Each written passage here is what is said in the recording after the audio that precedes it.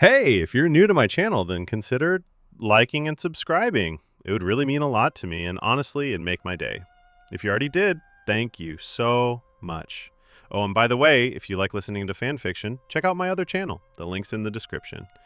Marine? Never, by Samrit.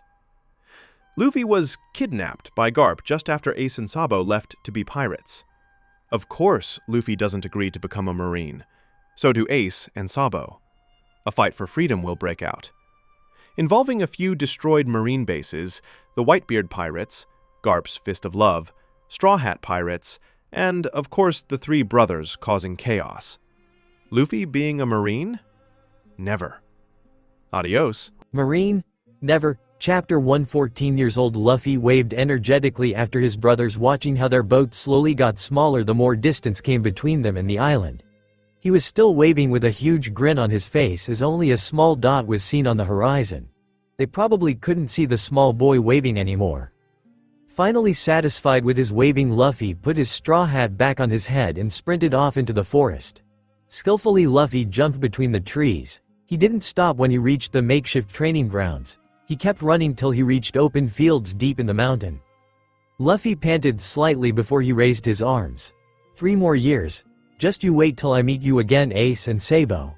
I am the one to become Pirate King. He laughed loudly as he fell back into the grassy ground and stared up to the blue sky. He saw images from his 2 brothers in the clouds as if they were still there. Even though Luffy knew he had an unbreakable bond with his brothers, he couldn't help but feel a little lonely. But Luffy soon shook his head as he stared up again, the sun burning down on him from high up. We are brothers no matter where we go. This bond is something no one can take from us. Luffy mumbled quietly as he remembered the words Ace said. While Luffy lay there, he failed to notice how deathly quiet the world around him had become. As suddenly, not too far from him, trees started to fall, or rather, were broken in a fit of rage. Luffy sat up fast as he paled, a bad feeling starting to form in his gut, and it got confirmed as he heard a familiar voice yelling his name. Luffy got paler by every passing minutes until he finally sprung up and ran for his life. Monkey D. Luffy. Come back here and explain me why your idiot brothers became pirates and not Marines. Garp's voice echoed over probably the whole island. Instead of coming back, Luffy pretty much did the smarter thing. He kept running. It was common knowledge for him and his brothers that his grandfather always meant something along the lines of child abuse, which probably couldn't even get before judgment, seeing how Garp was a Marine hero and no one except maybe some people higher ranked that he was would say anything about it.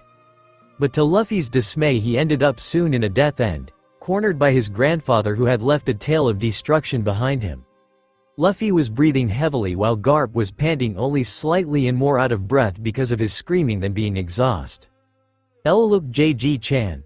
Luffy was cut off brutally as a fist connected with his head and slammed him brutally into the ground, leaving behind a small crater, his head in the middle of it with smoke coming from it as a bump started to form.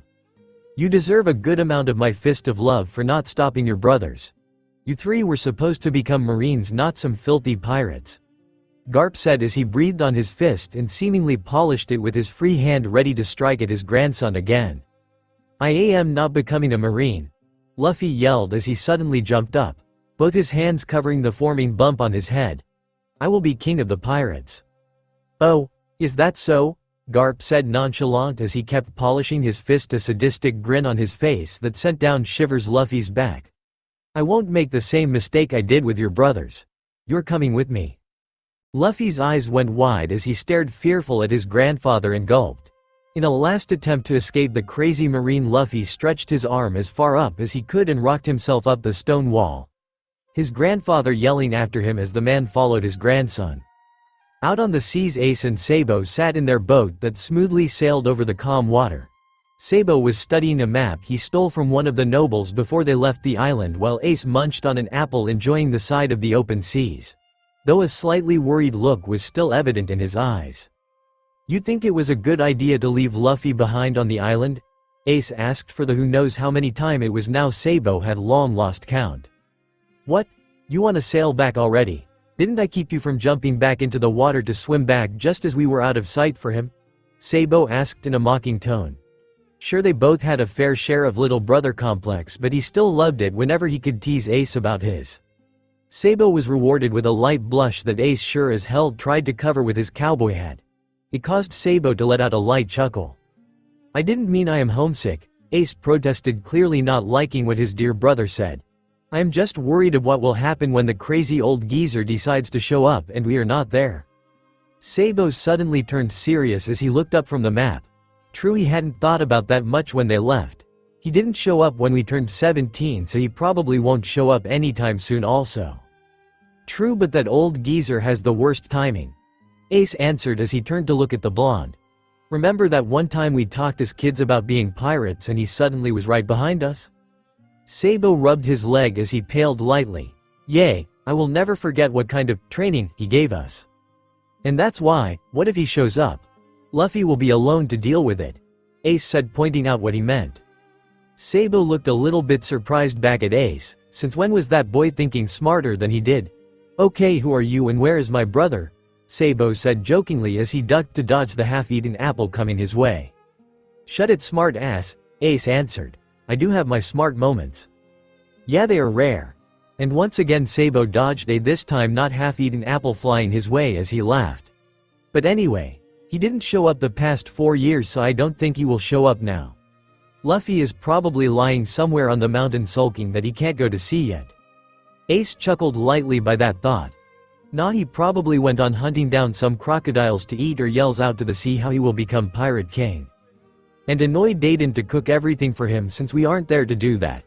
Sabo laughed and soon the mood between the brothers turned back to normal, the matter of their grandfather already forgotten. Both didn't know how wrong they were with their thoughts about their little brother. "Well, we will take our leave here then, Makino," Garp said as he crossed his arms and smiled at the woman and the rest of the villagers before him. "Take good care of the village, whoop slap, till I come to visit again." Instead of answering him, the villagers' gaze was fixed on the boy that was sitting next to Garp on the ground completely tied up. Luffy was struggling with all his might against the rope tied around him. He even started to chew on them, not caring that he was the center of attention for both villagers and marines. Except for Garp, who was laughing while talking to the villagers, not caring about a thing. Finally the rope snapped and Luffy jumped up fast and was about to run away once again as suddenly a hand grabbed his shirt from behind and he was lifted up from the ground. Slight curses were heard from the boy and some villagers looked with pity in their eyes at him. Makino and some others meanwhile laughed nervously as they said their goodbyes. "Well then, we will be leaving now." Garp waved with his free hand before throwing Luffy on deck. "Tie the boy with some iron rope on the main mast." "I still will become Pirate King," Luffy's voice echoed from the ship. "You will be a marine," Garp yelled, followed by a cry of pain. Without any doubt Luffy had retrieved yet again another fist of love just so he would shut up. "I still will become a pirate," Luffy mumbled quietly as he was tied to the main mast. "I promised Shanks, and Ace and Sabo, marine? Never." Chapter 2. It had been 6 months since Ace and Sabo had left the island. Both had made their names known as the two captains of the Spade Pirates. Ace was even counted as one of the super rookies while Sabo was holding back more. Mainly because he was the smarter one and wasn't running in every battle they encountered head on. He was more the tactician in the background. Plus Ace had caused most of the destruction by exceeded on all the islands. But besides that, both hoped pretty much that their little brother was hearing regularly from them through the news. Thought they doubted that the boy was even bothering to read the newspaper, so they hoped that at least Dayton or Makino kept him on track what they were doing. Also, it was kind of a personal record for both Ace and Sabo to reach the new world already after half a year, since they had expected it would take way longer. So now both were currently stomping through knee-high snow on a winter island, where a certain Shichibukai Jinbei, who got his information in return from Hawkeye, had told them they would find a certain red hair. The ice-cold wind was blowing harshly in their faces, and a part of the crew, the rest of the crew, had chosen not to set foot on the island and to stay on their ship, was trailing behind them and were loudly complaining of why they were even out during a snowstorm. But as it was, both Ace and Sabo masterly ignored their crew complaints and were having their own little discussion. "I am still voting for the ASL name Ace," Sabo complained as he dusted off a good load of snow from his shoulder, though it was quickly replaced by a new layer. "Yay, well, ASL doesn't make sense without Luffy, smart ass," Ace yelled back over the howling wind. "But Spade doesn't sound any better," came the answer back from the blonde. We could have very well put up a shovel with a skull as flag then. Oh shut it. Spade is meant in like a reference to that ace of spades. Or in like, to have something in spade. Ace shortly took off his hat to get rid of the pile of snow on it before he put it back on. This weather was slowly getting annoying with every passing minute and every new layer of snow he had to dust off. Only because you want to make your name known doesn't mean that our crew has to be feared as shovels. Sabo teased. He started to enjoy this argument with his brother. He didn't really mean what he said, but honestly right now he just wanted something to talk instead of stubbornly walking through snow in silence. Silence except for the crew's complaints. I mean, we could partly be feared and known as the Shovel Pirates. How silly is that? I bet Luffy is laughing his ass off because of that name. Well, blame the Marines to be too dumb to understand the meaning of a pirate name. Ace shouted, slowly losing his patency. Yay yay. Always blame the Marines, never the captain. Sabo joked as he finally decided to bet his googles over his eyes to regain at least a bit eyesight in that storm. Or the co-captain. The crew suddenly yelled from behind them, causing Ace to laugh out loud and Sabo to turn to them with a mocking glare. Choosing to ignore what their beloved crew yelled and secretly planning a prank on them to get revenge, Sabo turned back to his brother, wanting to ask when they would finally find that cave. Only to find said person lying in knee-deep snow and slowly getting covered by it. Great, another narcoleptic attack. Sabo sighed as he stomped up to him. Partly considering kicking his brother awake, but then choose against it. Ace's pranks were sometimes even worse than what he planned. So instead of a kick, Ace was lifted up and roughly thrown over to the crew to be carried by them. Captain Sabo, what should we do? One of the crew members asked, worry clearly in his voice. Captain Ace probably won't wake up anytime soon, another one said. Well guys, let's keep going and hope we find that red hair soon, or we will all freeze to death. Sabo said dryly as he smiled shortly at them before he turned to continue stomping through the snow. He heard the crew groan but once again choose to ignore it. Several minutes or hours later, Sabo finally caught sight of a cave that was lighted up inside. Seemingly relived, he turned to the crew with a grin placed on his face. Looks like we found it, guys. Now we need Ace to wake up. Just as he said it, a certain raven-haired chose to wake up from his slumber, looking completely confused around as he was carried by one of their muscular crew members. Did we arrive yet?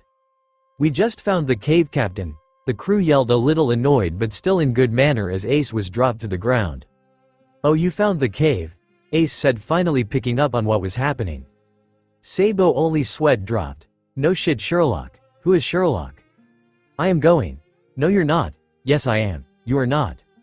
Luffy and Bogart were currently having a staring, more like glaring contest. Neither side was willed to give in.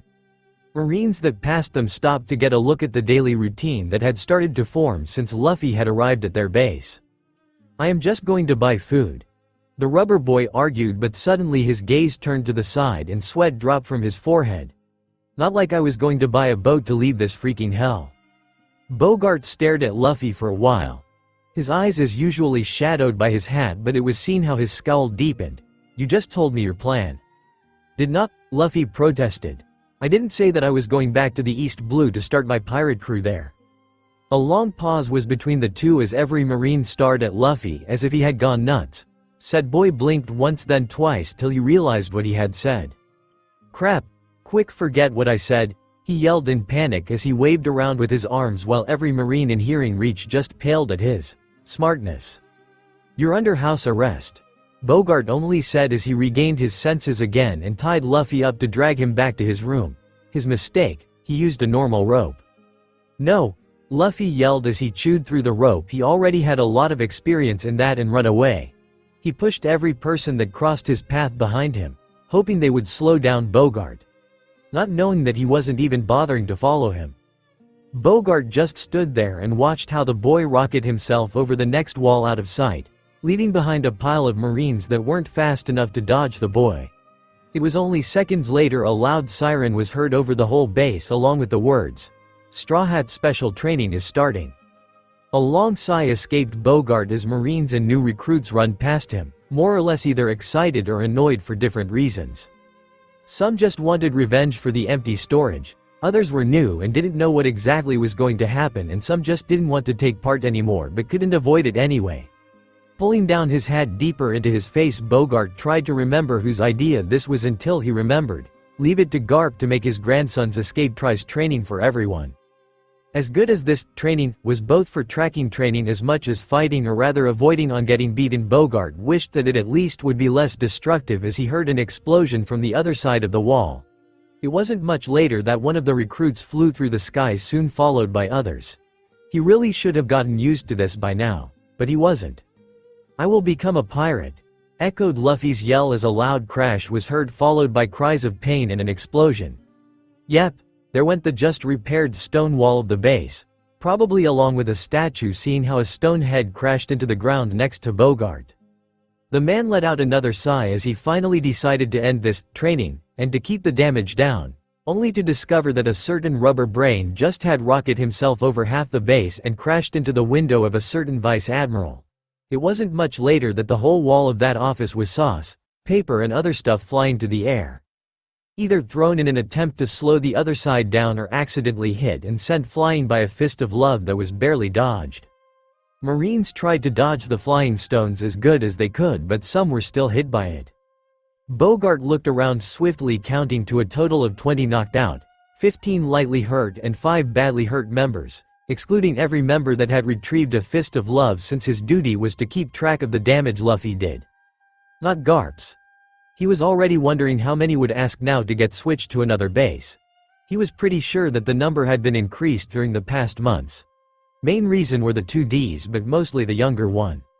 "Stop this pirate nonsense."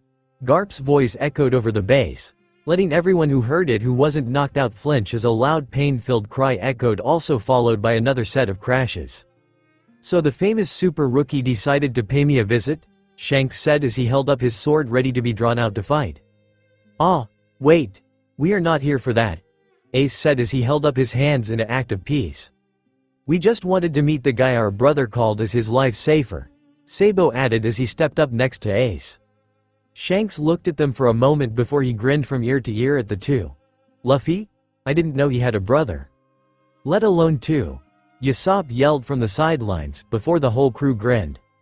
"Come on, let's have a feast," Shanks shouted as he reached for the nearest sake bottle.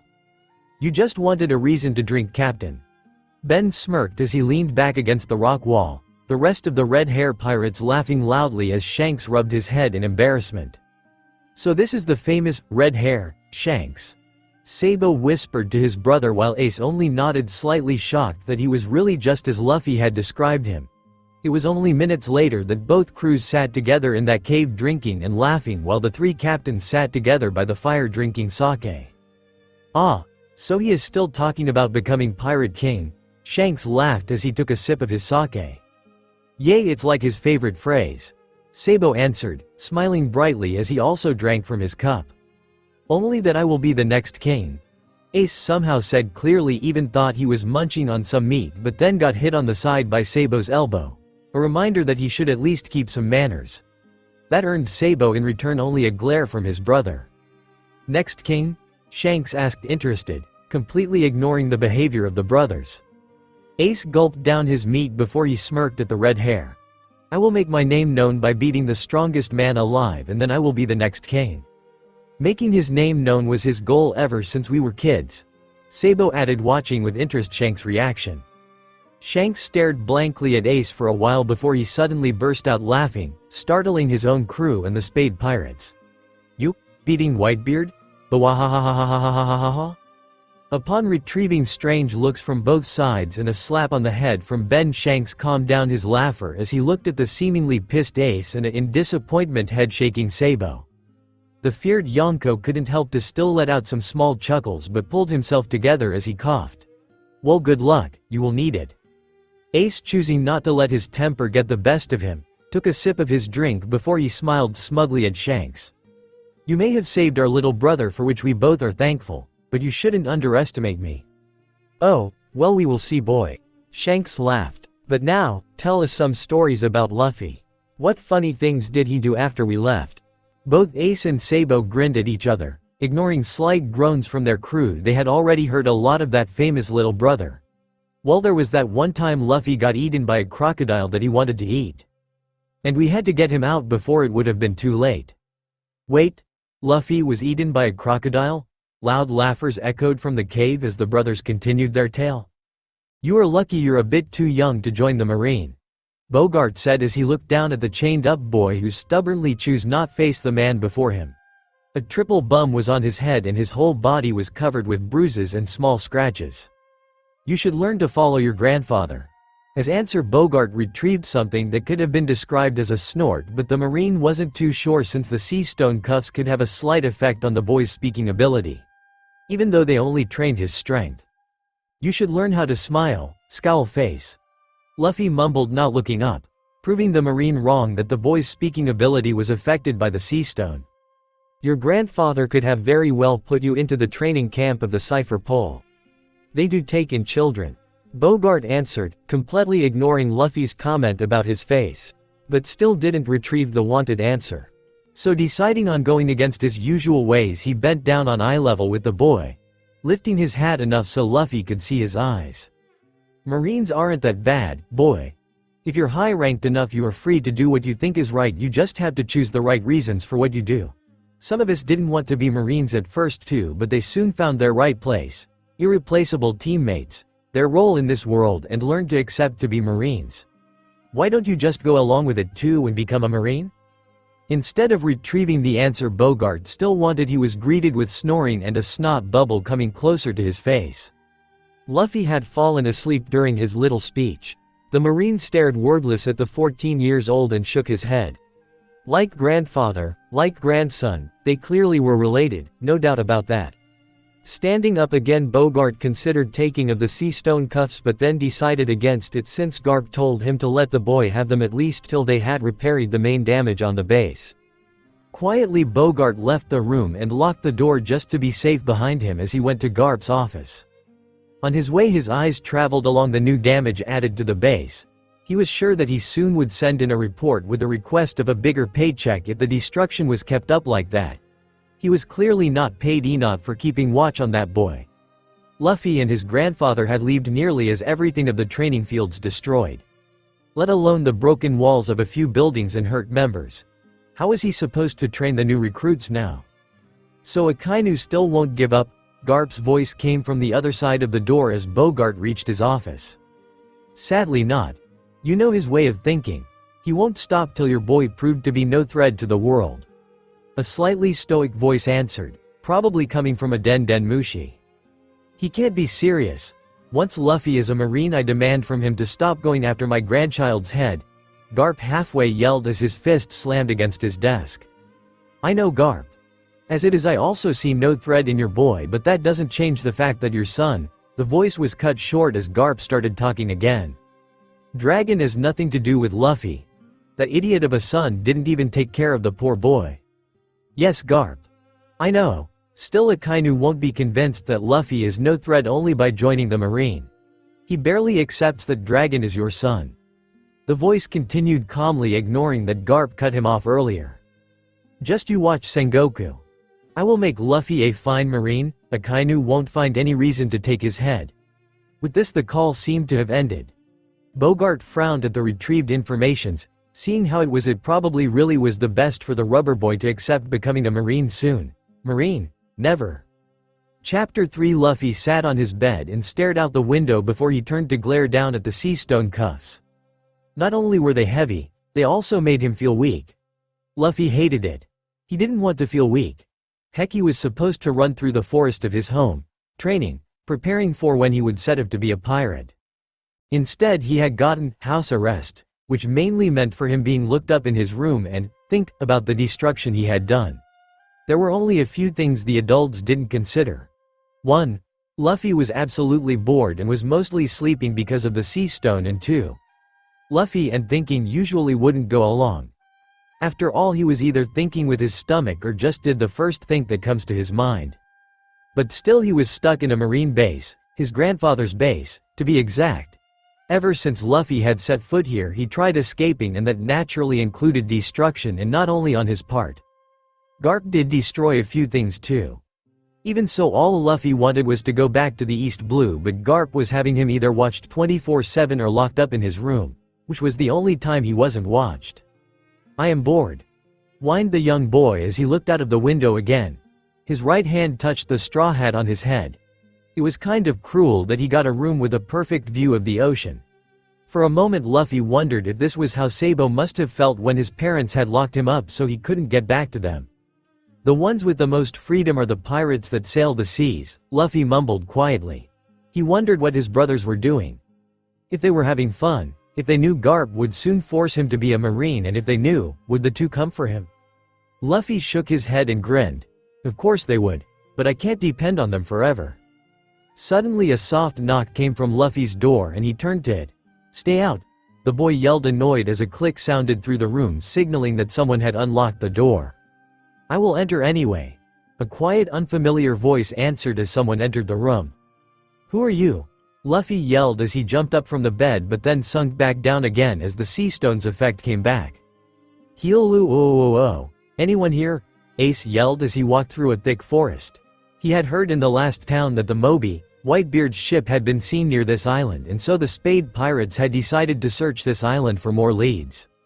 When they docked, everyone had gone separated ways, which on second thought had been a very bad idea seeing how Ace was now lost.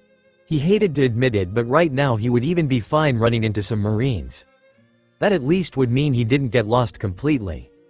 Sabu, Ace shouted again, pushing a branch away from a tree that promptly decided to snap back into his face, causing the teen to stumble backwards and to land with his butt in a puddle of mud. A wave of many curses was what followed a second later. Ace reached out his hand to pull himself up on a tree that was in reach but regretted that decision as he yelped in pain. His hand impaled by little thorns that came seemingly out of nowhere from the tree he had reached for. What the hell is wrong with this forest? It's even worse than on our home island, Ace yelled before he paused. I wonder what Luffy is doing. The raven-haired shook his head before he rubbed his face, with his not with thorns covered hand, trying to get some clear thoughts as only more curses were heard from him. Ace's mood dropped rapidly more when suddenly something semi-wet hit his head. Irritated Ace looked up to see a huge bird flying by, making sounds that for him right now resembled laughter. Suddenly the bush next to him started rustling. Ready for the worst, he glared darkly at the bush. Ace? A familiar voice asked as the rustling stopped and a person stepped out. Sabo? Where the heck were you? Both teens stared at each other for a while before Sabo burst out laughing. What happened to you? Sabo pressed out during his laughs while Ace's face went red in a mix of embarrassment and anger. Shut up, the raven only said as he stood up and bumped his brother on the head, only that he used the wrong hand and yelped in pain again, blowing at his with thorns decorated hand. Sabo slowly calmed down but kept chuckling a bit as he pointed behind him. Come on, let's go back. I found something interesting that might interest you. Ace grumbled quietly before he followed his brother back to the ship. Unless you didn't dye the hair of our crew pink, I don't think I want to know. That was you, Sabo said, smiling to his brother. I only put some itching powder in their underwear. No, the dyeing was you. Ace protested but then seemed to remember something. No wait, that was me. Told you. How does the food taste, boy? Good, Kuzan said as he sat across the 14-year-old boy, who was munching happily on some meat. Luffy answered, already reaching for the next piece of meat. Kuzan watched Luffy quietly how he stuffed himself with the meat. It took several minutes more till Luffy was finished with his meal and patted his stomach with a huge grin placed on his face. I like you, Sleep Mask. That food was tasty. Kuzan gave the boy a small smile but still wondering why it was seemingly easy to get on the boy's good side. So you're Garp's grandson? Luffy's whole attitude changed as Kuzan asked that question.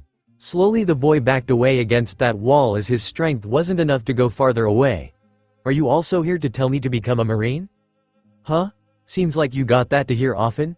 Kuzan answered, still watching Luffy as he leaned forward in his chair. Yay, Ji-chan won't stop saying that, so does Scowl Face. Luffy lowered his gaze till he was looking down, the sea stones slowly causing him to feel tired again. I am not here to tell you that too. Kuzan smiled as he folded his hands. I want to suggest you something, partly on Garp's request and partly on my will. Luffy looked up again, surprised, but slight doubt was visible in his eyes as he stared for a long time at the Admiral before him. Kuzan in return kept staring back at the boy. his eyes not once losing the strong will they held in them. But first, how about I take of this sea stone first? Grinning happily now again, Luffy held out his left hand for Kuzan to take of the sea stone cuff. The Admiral eyed the book shortly before he reached to take them of. Listen boy, how about this, you or me eat that devil fruit? Or should we sell it? Sabo smirked as he looked at Ace's surprised face. Sabo had led him back into the captain's cabin after someone had taken care of his hand to show him a wooden box that apparently had a devil fruit in it. How? Ace kept staring at the fruit while Sabo leaned against the wall. He kept watching his brother, a small smile playing on his lips. I found it at the shore in a shipwreck. For a moment Sabo tried to remember something but then gave up. I don't know which devil fruit it is though. I have read about some but I can't seem to remember this one. Ace looked up at the blonde, taking in his words. So we don't know what powers it holds? It could be a lame one or a cool one. Who knows? Sabo shrugged, but from the corner of his eyes he kept watching Ace. Ace gulped as his eyes turned back to the devil fruit. He knew Sano was the one who found it and who had the right to decide whatever he wants to do with it. What are you? Eat it. Sabo said, cutting his brother of. I know you want it. You can have it. Ace stared at his brother blankly. Wall, you called lose power whenever you could, lame, and teased him about them. Even bullied him a little. Sabo chuckled, remembering how they kicked around their brother when he first showed them his Gomu Gomu no balloon. But you secretly found them cool, right? I pretty much remember the look when Luffy split that tree in half when his Gomu Gomu no pistol missed you. Ace blushed lightly. Zane threw him so easily. But he recovered soon as he looked serious back at him. What if it's something not worth losing, the ability to swim? If your argument is about not being able to swim, well, don't forget I am still here. I will fish you out of the water. So would everyone else on this ship. Sabo smirked. He knew perfectly that he wasn't giving Ace any chance to argue against him. Even when he was a tiny little bit better in fighting than he was. In an argument Ace wouldn't be able to win against him. Besides that, Luffy would find it cool even if you get a lame power. If I get a lame power, you're going to do my chores for the rest of our lives. Ace answered mockingly as he turned to smirk at Sabo, whose face fell by what the raven had said. Not like you aren't already avoiding them. The blonde mumbled before he sighed and grinned at his brother. Fine, now eat it. Ace looked a last time at Sabo before he picked up the fruit. He eyed it carefully before he bite into it, wincing at how gross it tasted. He forced himself to keep eating it and had to hold back every time he was about to spit it out again. Couldn't Luffy had warned him about that taste? I don't recommend eating them for the taste, Ace said after eating it, already reaching for the next liquid to drink to wash the taste away. Sabo chuckled at his brother before he stepped closer, eyeing him from head to toe. Well, do you feel any different? Feeling like transforming into an animal? Growing limbs? Turning invisible? Ace stared at the blonde before he looked down at himself. Not really. My nose itches, but I don't feel any. Achoo. Sabo hit the wall as he fell backwards while Ace stared blankly and wide-eyed at what just happened.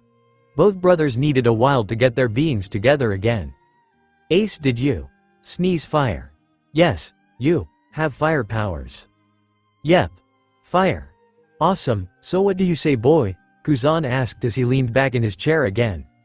Luffy, on the other hand, was thinking about what he just got told. It wasn't really a chance for him, but he couldn't have gotten something worse. Slowly Luffy's face turned red and sweat dropped from his forehead. Suddenly the rubber boy groaned loudly as he fell back on the bed. Thinking hurts. Kuzan chuckled lightly. You don't have to decide yet, boy. Curious, Luffy looked Kuzan, noticing how tall he was as the Admiral stood up and walked to the door. I suggested you this idea to prevent a few things from happening again. So think about it and tell me your answer next time. With these words Kuzan left the room and Luffy stared blankly at the door for a while till he stuck out his tongue and whined. But thinking too much hurts, Marine? Never? Chapter 4. Sabo. Ace asked as he carefully walked through around on the ship. His hat and some sets of his clothing had gone missing, and added with the unknown reason that everything was extremely quiet, he knew something was definitely not right. Even more when he hadn't met anyone yet. Moin, Captain. One of the crew members greeted him as he walked past. Ace turned around and stared at the member that had for him at least appeared out of nowhere. Okay, so maybe now he had met someone. That still didn't explain why some of his stuff was missing, mainly his hat. Suddenly an explosion was heard and smoke came off from the other side of the ship. Thinking that it was an attack, Ace rushed in that direction, his right fist and arm already set aflame. "Whoever you are, come out or I will burn you down," Ace yelled at the smoke cloud before him, ready to strike it with his flames and burn whatever fool tried to attack his ship. Coughing was what he got as answer, and as a familiar black top hat stuck out of the smoke, Ace only glared at it. His arm lowered again as Sabo waved with one hand around, trying to get some fresh air in his lungs as he looked up at his brother, though he had to clean his goggles first before he could see him even clearly. "Morning, Ace," Sabo said normally as he dusted himself off. "Don't morning me. What happened?" Ace nearly yelled as he kept staring at his blonde brother, trying to figure out what happened. Sabo in return shrugged and looked behind him to see a few crew members crawling out of the smoke, doing some experiments. "Experiments? Is that some kind of revenge for your coat?" Ace asked, raising one brow as he smirked a little, seeing how Sabo glared at him. It was only now Ace noticed that Sabo was indeed wearing his usual coat, only that it was dyed pink. Why it was pink? Because Ace was bored and thought dyeing his brother's coat pink was a nice source of entertainment. "No, I will get to that later," Sabo answered as he glared back, causing Ace to lose his cool for a moment as he clearly heard the promising of revenge. "Experiments in? Like making your stuff fireproof," Sabo explained, but then pointed at Ace's arm. "You might want to put that out, before you burn something by accident."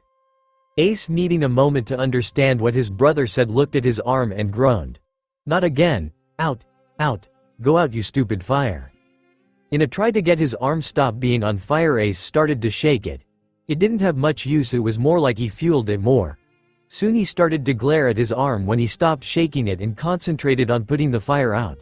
Sabo, watching his brother in slight amusement, motioned for one of the crew members to get some water. The blonde smirked as he saw how sweat formed on his brother's forehead. "You know there is an easy way to put fire out," Sabo said, hearing the crew behind him snickered a little. "Say water now and I will burn the rest of your blue coats that I have hidden somewhere," Ace threatened. Thought it was already too late as he noticed the bucket of water in Sabo's hand. Before Ace could dodge it, Sabo had thrown the water on him. Sabo was grinning at him happily, the empty bucket left in his hand. "Didn't say it. I hope that was your revenge," the raven kept glaring at the grinning blonde. "Nope." The blonde grinned as he shoved his hands in his pockets and whistled innocently. His eyes glanced to the railing, not noticing how Ace was smiling evilly all of a sudden. The fire user's hands rushed forward and grabbed the blonde by his coat. "Wah!" Before Sabo could finish what he wanted to say, Ace lifted him over his shoulder and threw his brother into the sea. A loud splash was heard as Sabo hit the water, causing Ace now to grin down at him. "What the hell, Ace?" Sabo yelled as he broke through the surface. "Revenge for the not yet revenge," the fire user answered cheerfully. "Now tell me where my hat is." Sabo glared up from the water but then smirked, not telling yet. Luffy carefully sneaked around in the marine base. Kuzan had left the door open and Luffy saw it as a chance to sneak out a little. But even though his main goal was still to get out of here, he knew perfectly that the tall man was somehow right. All his attempts of escaping failed till now.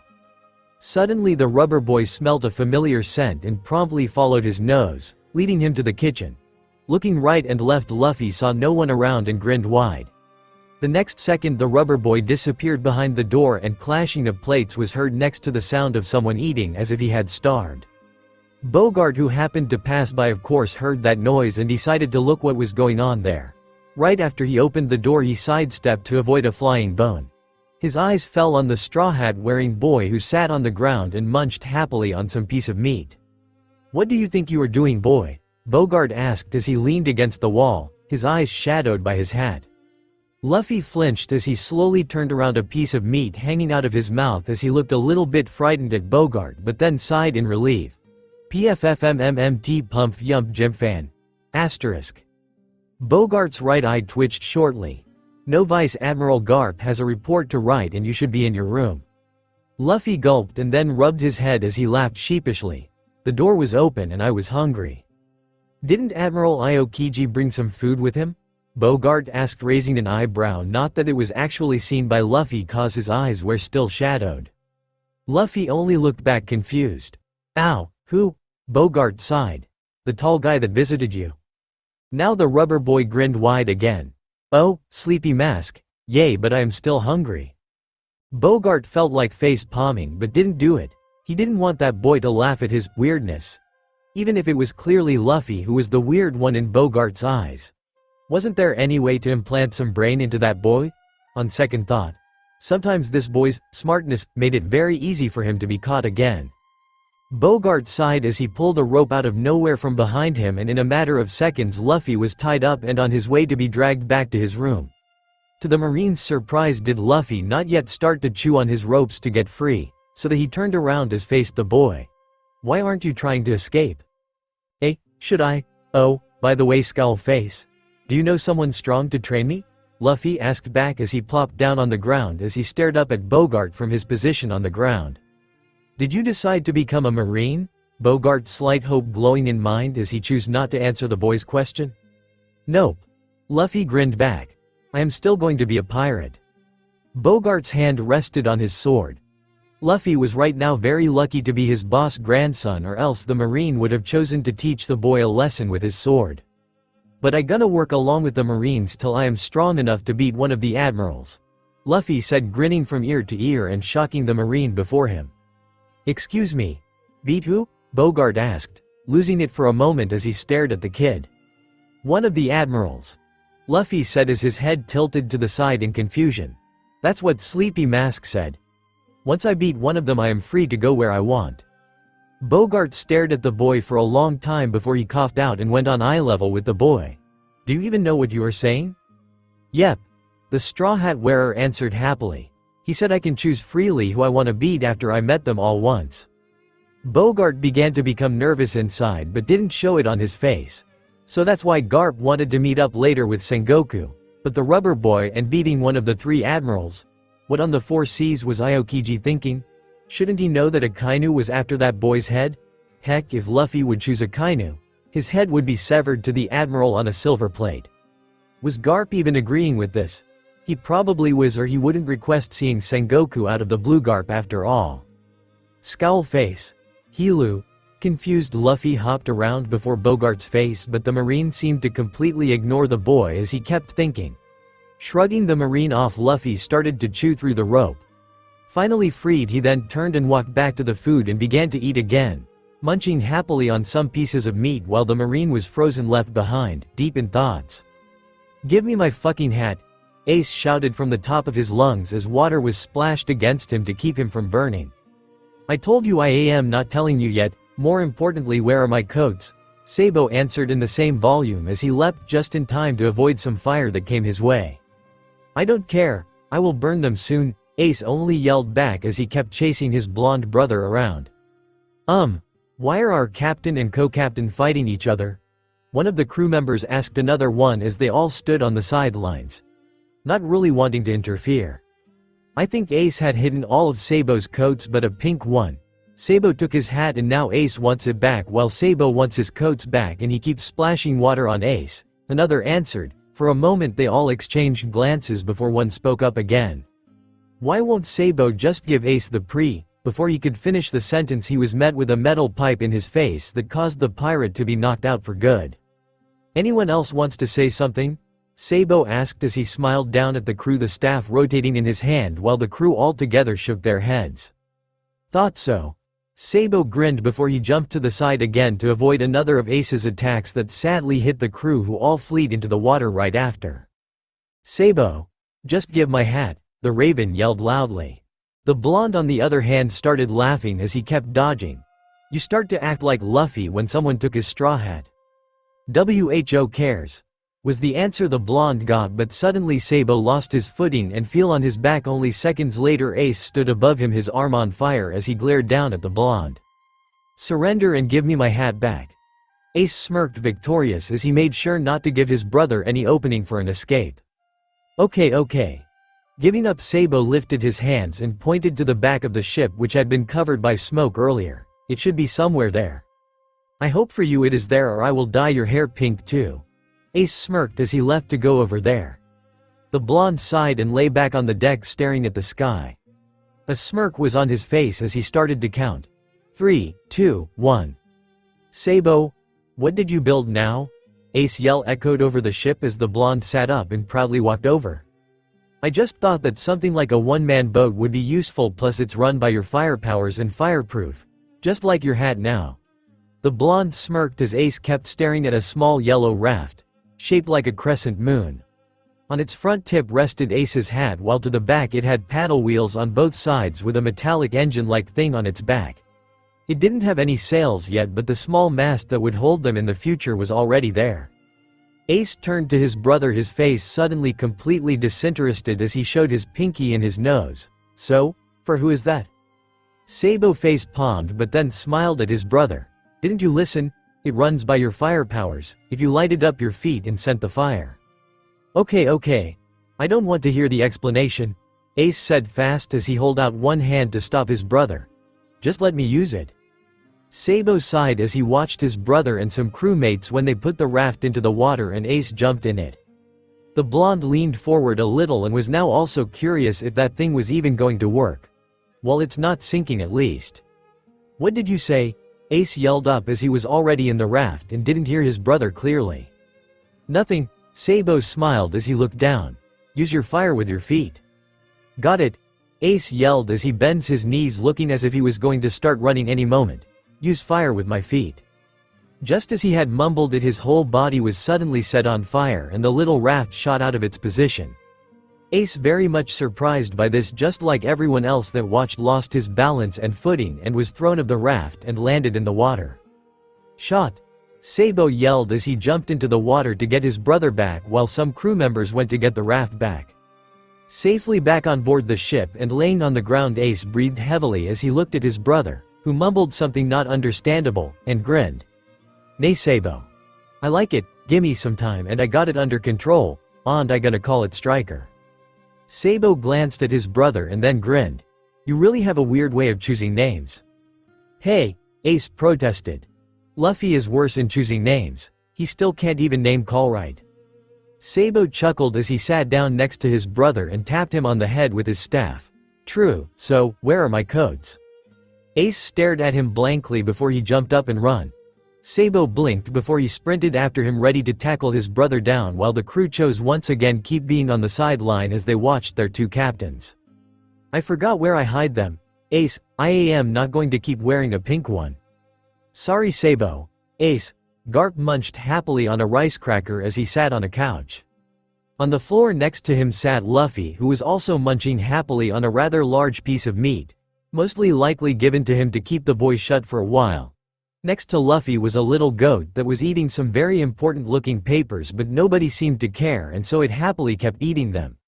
All three were in Sengoku's office as said owner walked from left to right and back in front of them. Worry clearly written on his face, while the monkeys seemed obvious to it.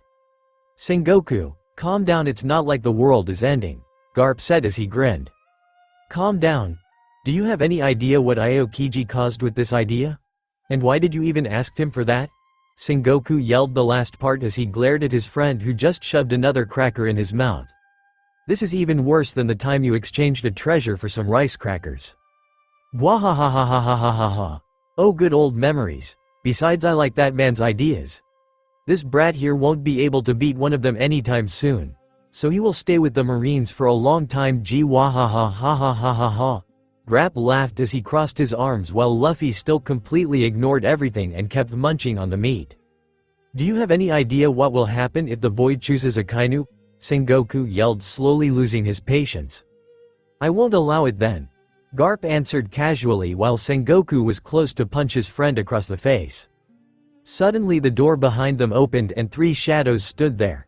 Garp leaned a little to the side so he could see past Sengoku, while said Fleet Admiral turned around, staring at the three with a rather neutral expression. Hun? You called us here, Sengoku? A tall man in a yellow suit asked as he slowly stepped in. A man in a red suit followed him without saying a word as his eyes were shadowed by the marine cap he was wearing. The last to come in was Kuzan, as he needed one more moment, seeing how he just looked up from a paper in his hands. Sengoku only pointed at Garp and lastly at Luffy while he was talking. Actually, Garp and Kuzan wanted you to meet this boy. Luffy, finally noticing that people were talking about him, looked up from his meat and first noticed Kuzan, who he happily greeted. "Hello, Sleepy Mask." "Hello, boy." Kuzan greeted back with a small smile. After greeting him, Luffy also noticed the other people in the room. He briefly eyed Borsellino alias Kizaru for a short moment. His eyes then turned to Sakazuki and the boy's whole movement froze. Luffy suddenly got a weird feeling the longer he stared at that man in the red suit. He had felt that kind of feeling before. It had met Blue Jam. Slowly Luffy inched closer to his grandfather, his eyes never once letting the man out of his side. That movement didn't go unnoticed by Garp, neither any of the others in the room.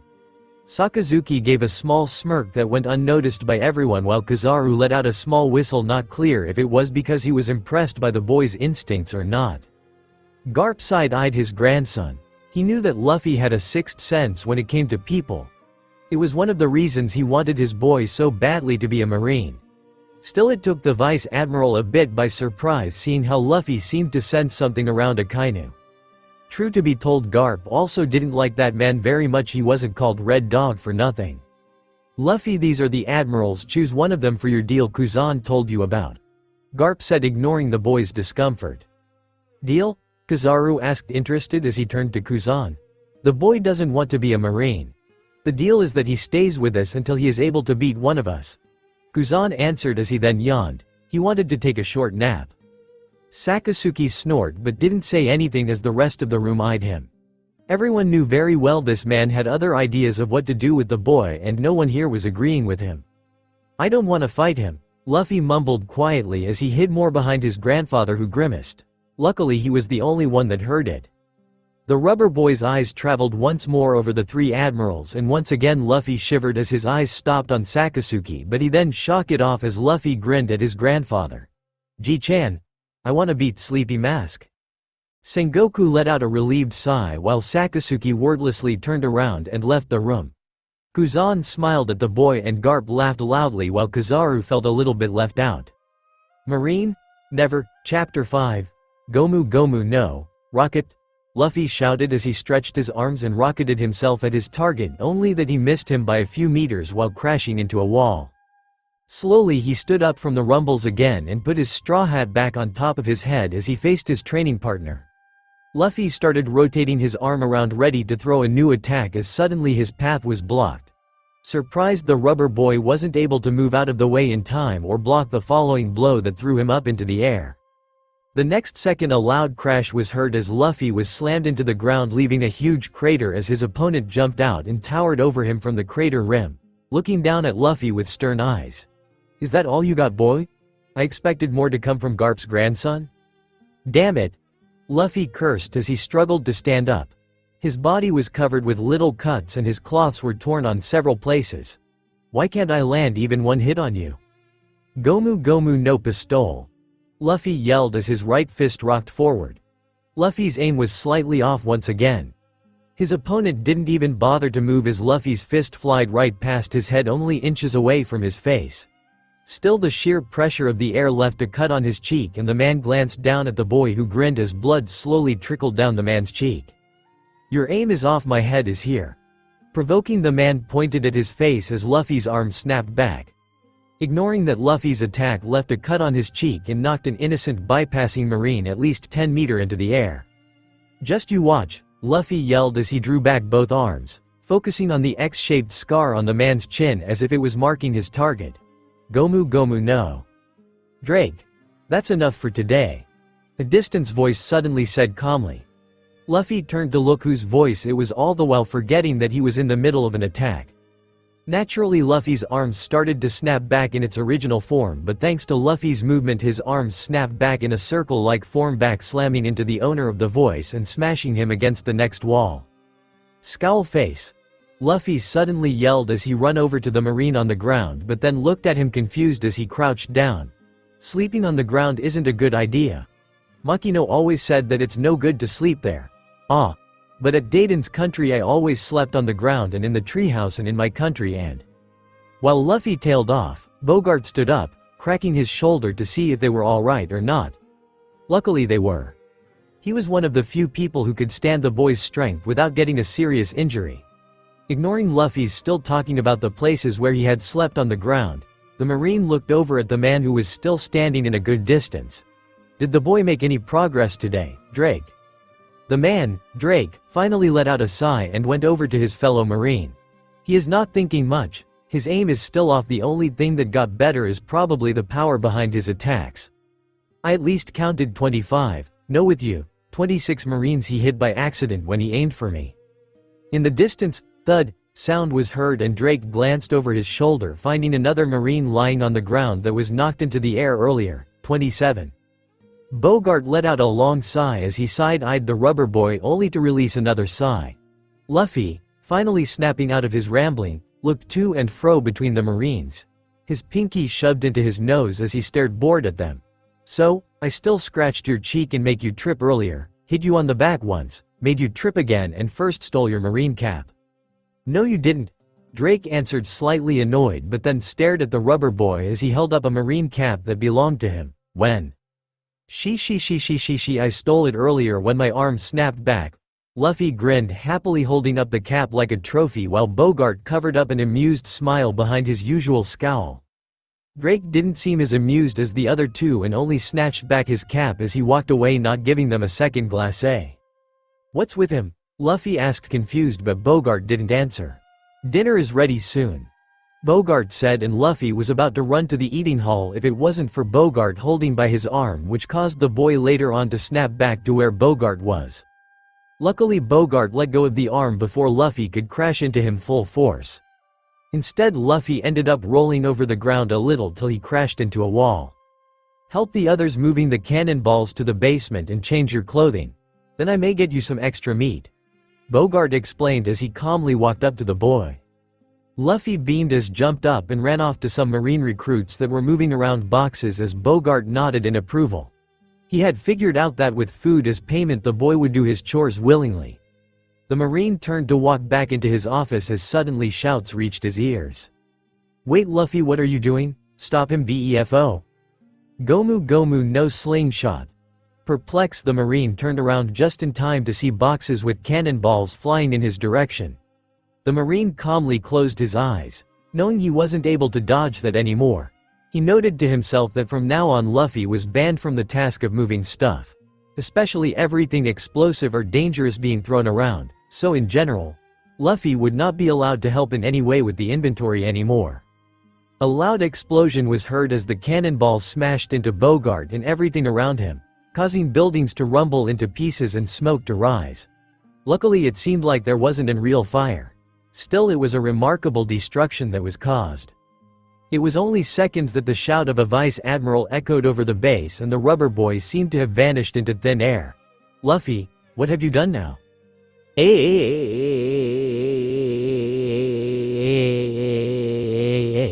Splash. "So, who will fish our soon-to-be brother out off the water this time, Yoi?" Marco asked as he leaned over the railing. "Ooh, he flew pretty far this time," Thatch joked as he looked out to where Ace had fallen into the water.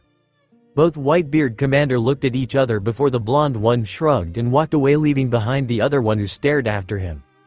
"Wait, does that mean I am supposed to get him out?" Thatch yelled as his brother had wordlessly left him behind. A little bit in panic, Thatch looked around if anyone else was around, but it didn't look like that. He cursed shortly, seeing how huge the Moby was and no one seemed to be around. He sighed and then finally jumped into the water to fish out a certain fire user. At the same time, a blonde-haired, blue coat and top hat wearing boy sneaked around the ship, thinking they hadn't noticed him yet. Oh, how wrong he was with that. Slowly the blonde sneaked around behind some boxes. Carefully he peeked over them to see a seemingly empty deck. "May I ask who you are, Yoi?" The blonde jumped around scared as he stared fearful at Marco, who crouched on the railing right behind him. Both blondes stared at each other for a while before Marco smiled. "You're here to get your friend back, right, Yoi?" "Brother," Sabo corrected as he reached for his staff and got ready in a fighting position. "Brother, you don't look similar," Marco questioned, a little too amused for Sabo's liking. He didn't know that the 1st Division commander was already considering the blonde also as a soon-to-be brother, knowing he was the raven-haired fire user's brother. "That's none of your business. Now tell me kindly please where my brother is before I will have to beat it out of you," Sabo answered as he held all his senses on alert. Marco tilted his head lightly as he kept smiling, but before he could say anything the top hat wearer started to smirk, confusing the 1st Division commander. But suddenly something hit the Marco from behind, causing him look up from the ground perplexed as then battle cries were heard. "Let's ace back and show off what the Spade Pirates are capable of," Sabo yelled loudly as more crew members leapt onto the Moby, ready to attack the Whitebeard pirates. It was only minutes later that the blonde and a few crew members found themselves tied to the main mast.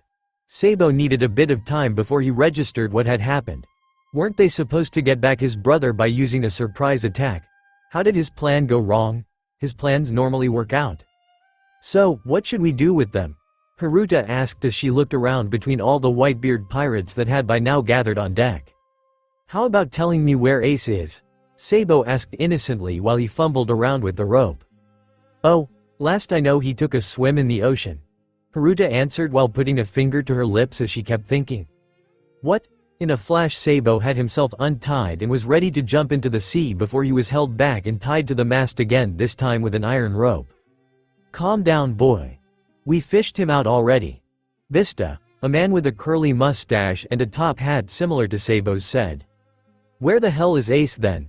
Sabo yelled, finally losing his calmness.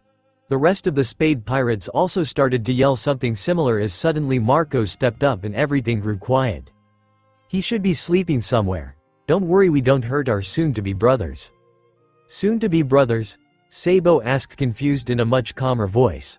But before Sabo could question Marco more, Ace appeared out of nowhere, panting slightly as he stared wide-eyed at the people tied to the main mast. "Sabo! Everyone!" Multiple shouts of Ace's name were heard before suddenly everyone picked up on the heavy mood as the two brothers stared, or rather glared, at each other instead of a happy reunion mood. What the Whitebeard pirates had expected, until Sabo opened his mouth only to yell. "Ace, you freaking idiot! Who do you think you are to give me orders? And what was that with this freaking wall of fire?" "Don't call me idiot, I told you to run so you would survive and not get captured." "The hell, Ace? I told you once you have to survive too." "Well duh. I am alive. Oh yay." Sabo turned sharply to Marco, who took a startled step back. "Hey, you untie me now, untie me." The 5th Division commenter stared perplexed at Sabo. "Why show? So I can beat up this fire idiot's ass?" Sabo yelled, taking most of the pirates around aback except maybe the Spade Pirates. "Ldi. Marco finished quietly his question as he was completely ignored by now again. "You beat me, huh?" Ace retorted. "Well yeah. Someone has to beat some sense into your brain," Sabo responded. The fight between the two brothers went on until suddenly, Ace fell asleep on the spot. Sabo stared at his brother for a while before he started to try kicking his bother with his feet while still being tied to the mast. "The hell, don't just fall asleep on me." All the pirates on board looked at each other and then back at the two brothers that were fighting just seconds ago and now ended up with one sleeping and the other still screaming his lungs out. It was quiet for a long moment under them until everyone burst out laughing, saying something in along the lines of, "I like them already," between their laughers, leaving a blonde one in complete confusion as he finally noticed that everyone was laughing. Drake stared at the injured boy before him. A triple bump was decorating his head, most likely caused by the boy's grandfather. It was a wonder that the boy didn't have any permanent brain damage, but then on the other hand, maybe he had that already. But what irritated the Marine more was the pout and the very childlike behavior. Not only was that irritating, the rubber boy was also munching on some meat that he had apparently stolen from the kitchen, even thought his grandfather didn't want to give him dinner as punishment. But the boy had charmed the kitchen workers and they gave him some leftovers.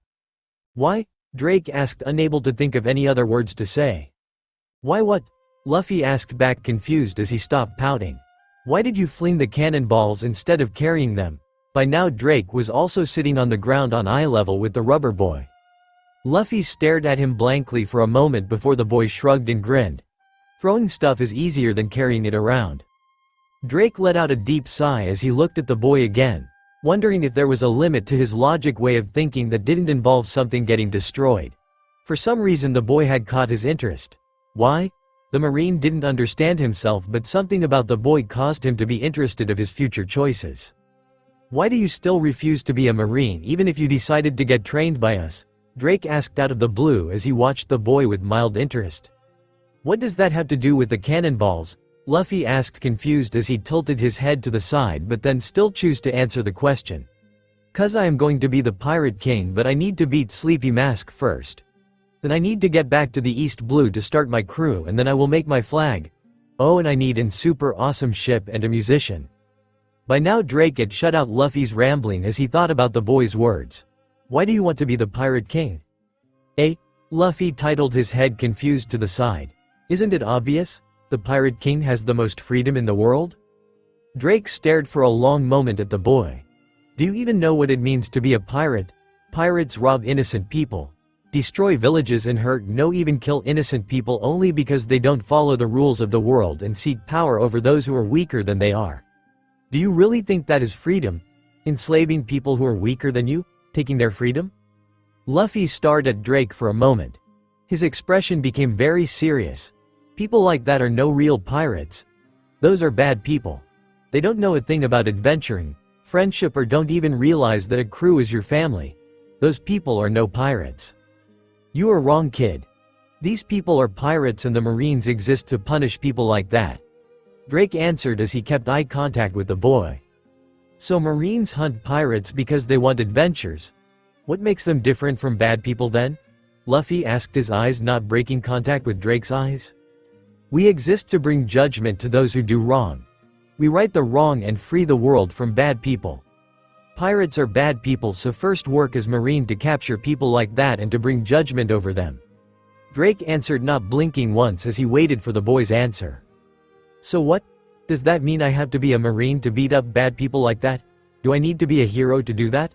Luffy asked, confused, a small hint of distaste in his voice as he spoke. "Well, technically not, but," Drake started but was interrupted. She. "Once I am a pirate, I will beat up all the bad people who get in my way. I don't need to be some dumb Marine or hero following some stupid rules. I can just go and beat bad people up the way I want." Luffy laughed, and at this point Drake gave up arguing and left the room wordless, leaving a confused Luffy behind. Drake walked through the hallway as the words of the boy ringed in his ears. All his life he had been driven to be a Marine to bring justice to the cruel world, but now the simple words of that boy had shaken his resolve. Shaking his head, Drake decided to let go of that matter for now.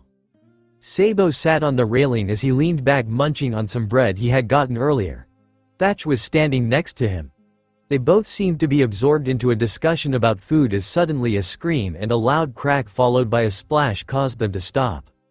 365. Thatch stated, grinning as Sabo only sighed. "Well, I know that Ace is very stubborn, but could he at least stop flying into the water every few hours?" Sabo placed his bread on the ground and ready to jump after his brother into the Watham. "Namur got this. Just relax," the cook stated as he pointed at the fishman swimming in the water in the direction Ace should be. "But let me ask why your brother, or soon-to-be brother, is so determined to get Pop's head." Sabo stared for a while at Thatch before he let out a sigh. "I can't tell you the true reason behind it." Thatch was about to say something before Sabo beat him to that. "But I can tell you that his entire life Ace had a lot of issues. One of them were to trust people, and I think that your crew thinks of Whitebeard as your father is unnerving him." Sabo didn't say more and just watched how Namur came back on deck with his brother in tow. He knew it wasn't his place to tell Ace's secret, and he knew about Ace issues when it came to his blood family. But something told him that maybe with the Whitebeard pirates they could change something about his issues. "You know, the old man gave us all a home.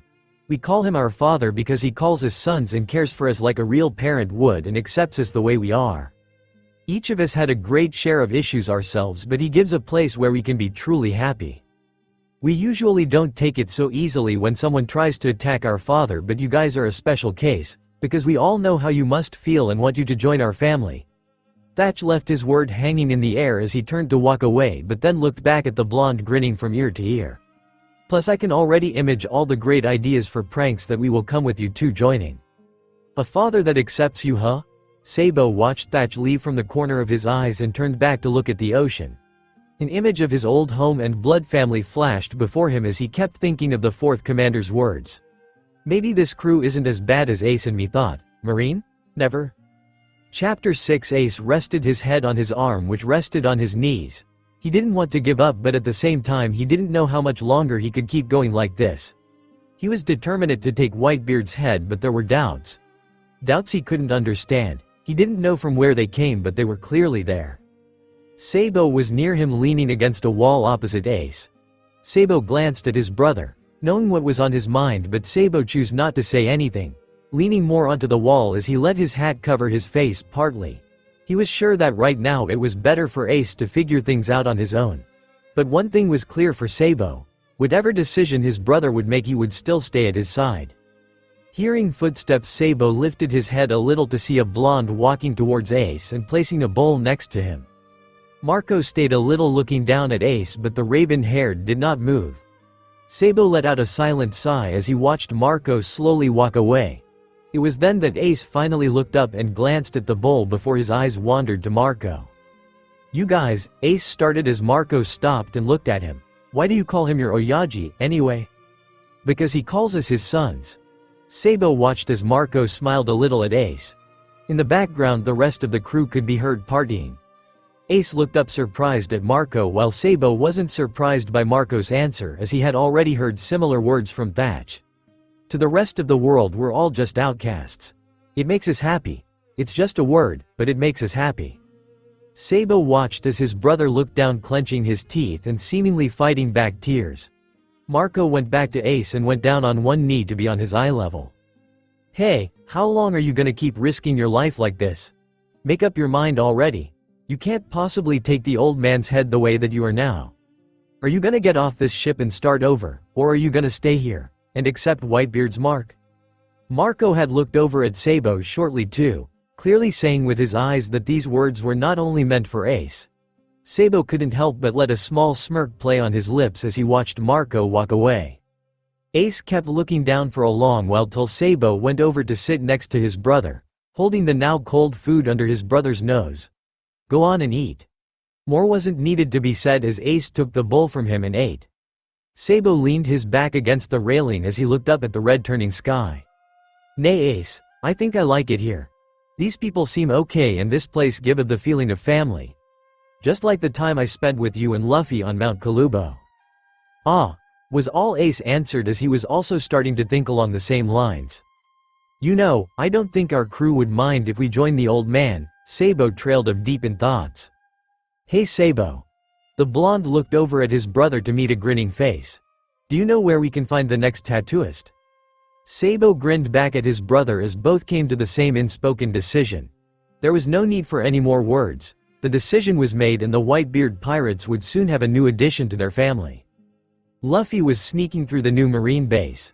He had been sent away with Bogart so his grandfather could finally get his own base as much repaired, or new build, as possible. It was already late at night and Kuzan had agreed to keep the boy at the base he was right now for a while till Garp deemed his base, Luffy, safe. Again. Not that this would ever be possible. So right now Luffy was sneaking around in search for Kuzan, on who he had planned a sneak attack from behind on. Luffy slowly looked around the corner, seeing that the hallway was clear. He rushed through it as fast as he could. Slowly he inched closer to a door that was gab wide open, a line of light shining through it into the dark hallway. The straw-hatted boy did his best to stay in the shadows as he peeked through the gab. "So it was false information of her being seen?" Kuzan asked as he looked through the papers. The marine before him bowing in apologize. "I am sorry, Admiral Aokiji. We were certain that this woman was Nico Robin, but it turned out to be false information." Luffy stopped in his tracks and curiously started to keep listening to the conversation. "It can't be helped. Over the years this woman has learned how to hide well," Kuzan said as he reached for another paper, a photo strapped to it showing the back of a black-haired woman but not her face. "Well, there are rumors of her being with Crocodile, one of the Shichibukai," the marine said, slowly, not sure if he should reveal this piece of information or not before it would be confirmed. "Hiding with a Shichibukai. This gives her a sense of safety since we are not allowed to go after crew members of the Shichibukai. She is already running from us for 17 years. Let's wait till she leaves Crocodile's side. Then we will take action." Kuzan mumbled and Luffy had to strain his ears to hear it clearly. As no more words were spoken, Luffy knew that the conversation was over. Luffy slowly inched away, forgetting about his plan of attacking Kuzan as he was thinking of what he heard. He was curious of what he had heard about this Nico Robin. For him it sounded just like they also wanted to force this person to be a Marine. Slowly as he walked back he more and more forgot that he wasn't supposed to be awake, and as he walked past Bogart he didn't even notice the Marine before he was suddenly pulled back by the collar of his shirt. "Where do you think you are going?" Bogart asked, slightly annoyed as a scowl decorated his face, like usually. Luffy tried to think up something, but as he found nothing he could say, he took off his vest and made a run for it. He ran through the halls surprising Marines that were on duty or patrol, rushing past them as he kept going in fear of getting caught. Until he finally crushed into a person, sending them both flying onto the ground till they were stopped by a wall. Groaning, Luffy slowly rose up from the ground and looked at the second person. His eyes curiously watched a man with purple spiky hair leaning against the wall and fixing his sunglasses with his left hand. "Brad, didn't you learn to apologize?" the man asked as he stood up to look down at Luffy. It was then that Luffy noticed that the man's right arm was covered in something that seemed like a black glove, but it had metallic parts. "Sorry," Luffy mumbled without thinking much. He eyed the man once more, already sensing a great power. The raven-haired boy watched as the man lifted his left hand and moved it towards Luffy. Luffy flinched shortly as a flash of Garp doing something similar, ending with him getting the fist of love, appeared before his eyes. The man ruffled Luffy's hair. Said boy looked up at the man before him in surprise, but then grinned widely, until Bogart's voice reached his ears from around the next corner. Nervous Luffy glanced up at the man before him before he bowed slightly, his eyes focused on the direction he had heard Bogart's voice from. "See ya, purple-haired G-san!" Luffy yelled as he sprinted up. At the same time Bogart rounded the corner. Chuckling, the older Marine watched how the boy run off. His eyes wandered to Bogart, who bowed in respect before he was about to follow the boy. "Say, who was that boy?" the man asked, a small smile on his lips. "Garp's grandson." Bogart answered curtly before he bowed once more and walked off. "I didn't know that he had a grandson. Interesting," the man mumbled as he also continued his way to the office of one of his past students. "Ace, Sabo, Thatch." It was early in the morning and loud screams echoed on the Moby as several pirates with pink hair and clothing run across the deck in search of the cook and the two brothers. Up on the cow nest sat three people together, snickering to themselves as they tried to contain their laughter. "Best prank we ever pulled," Thatch snickered as he gave the two. "You call that best prank?" Ace asked, faking a surprised face. "That's harmless compared what we did in the past," Sabo stated as he crossed his arms, smirking at Ace. Thatch leaned closer, the spark of a prankster sparkling in his eyes. "Oh, please tell me you know more fun ways to make Marco's day just great." The two brothers looked at each other before they turned to smirk at the cook, but just when they were about to tell him about their plan, a flaming bird sat down on the rim of the crow's nest, turning into a well-known blonde, pink-haired commander. The three gulped as they felt his presence behind them and slowly turned to him. "Oh, hey Marco, today is really a nice day, isn't it?" Ace said, nervous as he glanced at the other two, who only nodded. Then he caught Sabo mouthing, "Escape plan 35 feet," to which he smirked, causing Thatch to look confused to and fro between the blonde and the raven.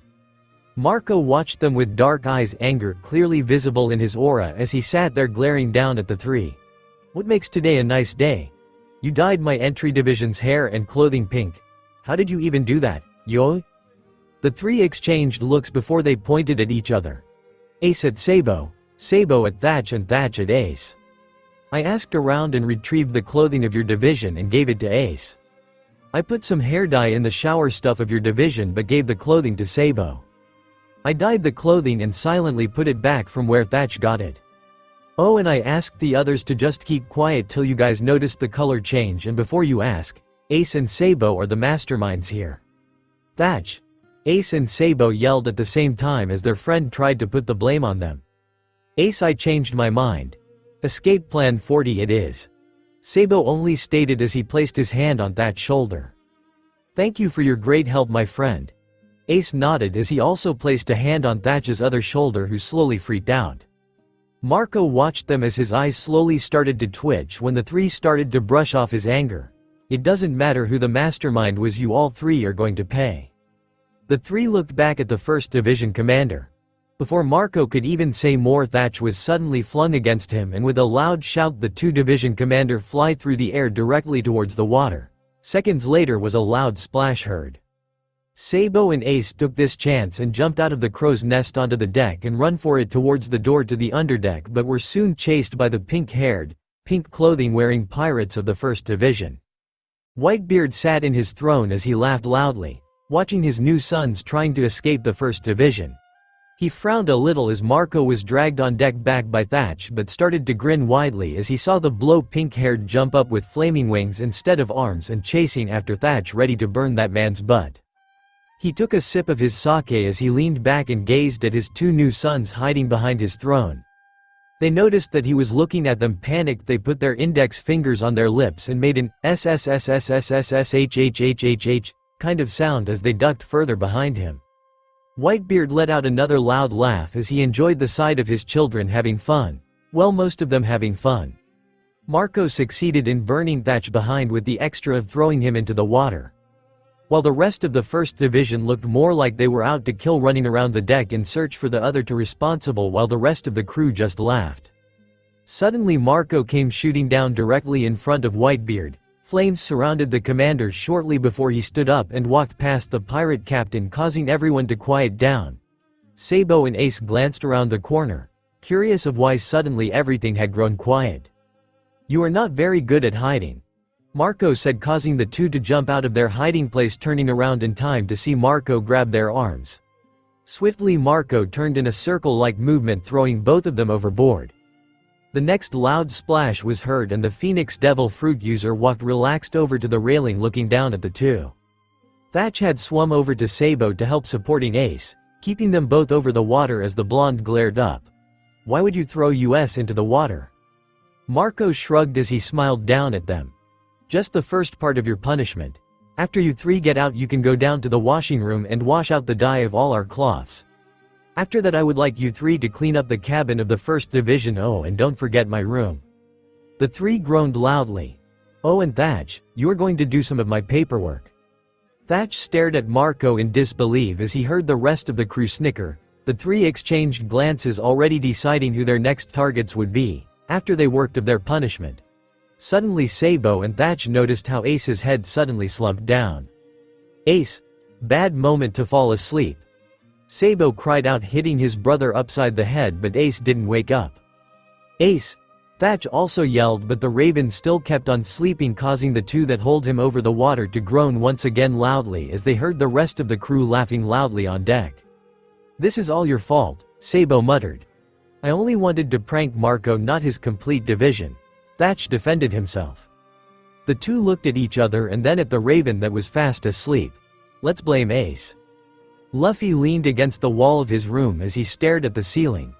Bogart had caught him earlier and forcefully dragged him back into his room. He tiredly rubbed his eyes. For some reasons Luffy couldn't sleep much. Bogart had made sure that Luffy knew that he would face a probably very hard training today. The raven-haired boy couldn't fall asleep like he normally would. He was thinking a little about what he had heard earlier. "I wonder who that Nico Robin is," he mumbled quietly as suddenly his stomach made a very loud noise. Looking down at it, Luffy frowned as he scratched his stomach. "I need meat." He jumped up and walked over to the door. He opened it only to be faced with one of the marine recruits that were ordered to guard his door. The raven-haired boy closed the door again and looked around his room. A wide grin was placed on his face as he thought about something. Happily Luffy walked over to the window. Gum no, he glanced to the door. Rocket. A loud crash was heard as the window broke into pieces. The next second the door was slammed open and the Marines rushed over to the hole in the wall where a window was supposed to be. "Oh God! Did he escape through the window?" one yelled as he ran out of the room again. "Quick, we have to inform somebody before the boy destroys something." Luffy waited till he didn't hear footsteps anymore before he came out from behind the slammed open door. A wide grin was on his face as he naturally walked out of his room and in the direction of the kitchen. She, that was easy. He laughed as he placed his arms behind his head and laughed with closed eyes, not looking where he was going until he bumped into something, or rather someone. "Bumping into people seems a habit of you, brat," a familiar voice said. Luffy looked up only to point at the person before him and yelled, "Ah, it's you purple-hair G-san. My name is Zephyr Brad, not purple-hair G-san." Zephyr answered as he sweat dropped, but he then smiled as he ruffled Luffy's hair. That was actually a pretty good plan to deceive them. How did you come up with that? Luffy grinned. I didn't. That's Sabo's escape plan 35. Make it look like you escaped one way while hiding and then leave when it's safe. Before Zephyr could ask who Sabo was, a loud grumble disturbed them and Luffy put his hands on his stomach. I need some meat. Zephyr chuckled. Then let's go and grab something to eat. Woohoo! Luffy cheered loudly as he rushed off to the kitchen. Beef warning back. Where was the kitchen here again? Zephyr once more ruffled Luffy's hair before he began to walk into the opposite direction. I will take you there, Brad. Nay, purple-hair G-san, you seem pretty important here. Luffy stated as he curiously watched other Marines bow in respect to Zephyr. Well, you could say that I was someone of the higher-ups here and I am still well respected. Zephyr answered, nodding in acknowledgement to the Marines. Luffy stared at the ground for a bit before he looked back up at Zephyr. Can you tell me then who Nico Robin is? Marine? Never. Chapter 7. Come on, trying me. Luffy whined loudly as he tailed Zephyr, or more like was dragged along as Zephyr walked through the base. Luffy's hand was attached to the man's jacket while the rest of his body was dragged along the ground. Luffy's attempt to slow the man down that obviously didn't work as he was easily ignored. Brad, I told you already. No, Zephyr answered as he glanced down at Luffy, removing the hand that was attached to him only to have Luffy's other hand cling on him. Why? Luffy pouted as he swung his legs around a nearby pillar, attempting to stop the man down but causing him more to get stretched out as Zephyr refused to slow down yet again. I am not helping a future pirate. Unless you decide to become a true Marine, I will never train you. Zephyr spat out his distaste for pirates, clearly hearable in his voice as he glared down at Luffy, who was by now dangling in the air. But Luffy spaced out. He didn't know what to say and he surely wasn't going to deny his dream only to get trained. Without noticing, Luffy slowly reached his limit of how far he could be stretched. Cracking was heard and both Zephyr and Luffy looked at each other, blinked, and then looked down the hall where Luffy's legs disappeared into. Another loud crack was heard as Luffy paled. Luffy felt his legs getting pulled back to their normal length, but he also saw what was coming with them. The pillar he had his legs swung around earlier decided that right now was a good time to break out of place. You are only trouble, Brad.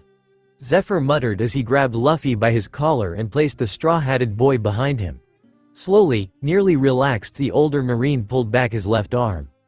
Luffy watched in amaze how his fist turned slowly black but not the rest of his arm. Then Zephyr punched the incoming pillar and it crumbled into pieces right before them. Luffy ducked behind the Marine to avoid some of the smaller rocks that flew past them, but still his eyes sparkled in daylight. Teach me that, please? No, Zephyr replied as he walked off, this time avoiding Luffy, who tried to attach himself on him again. Just as Zephyr rounded a corner after successfully getting Luffy off his track, he came face to face with Kuzan.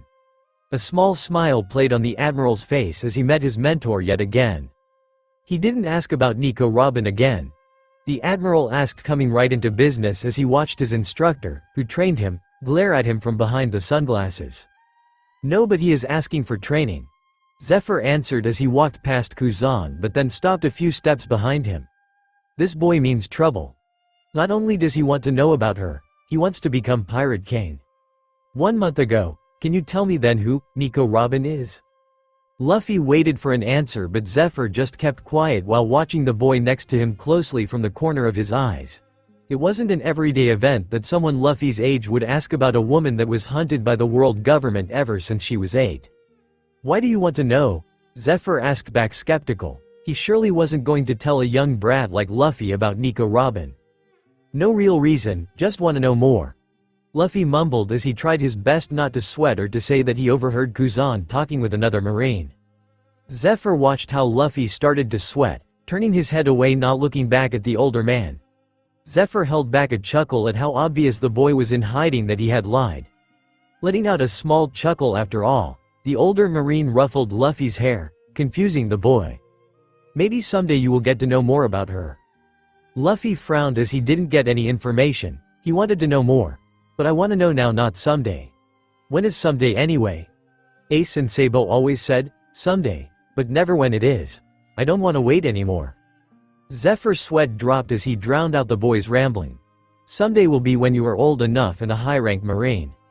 Luffy suddenly went quiet as he stared up at the older man with wide eyes. Slowly but noticeable he inched away from Zephyr, which caused the man to raise an eyebrow at the boy's sudden action. Brat, can I ask you something? Zephyr asked as he adjusted his sunglasses, and Luffy only nodded, nervous on what the man was going to ask him. What is justice to you? Zephyr had a serious expression as he watched Luffy, tilting his head confused and blinking several times. Justice? Luffy thought out aloud. Confusion was clearly shown in his eyes. Yes, justice. What is it to you? Zephyr asked once more, his voice filled with seriousness. I don't know. Freedom, Luffy answered, or more asked back, still in confusion. Freedom, so your motivation will be freedom once you're a Marine? Muttered the older Marine as he stared down at Luffy, who started to suddenly find the end of the hallway very interesting. It surely will be interesting to train you. Train me? Luffy started, his eyes wandered to look at Zephyr. The man chuckled lightly as he ruffled Luffy's hair. Kuzan told me about an interesting boy, and as a Marine instructor, it's my duty to train kids like you that will become our future Marines.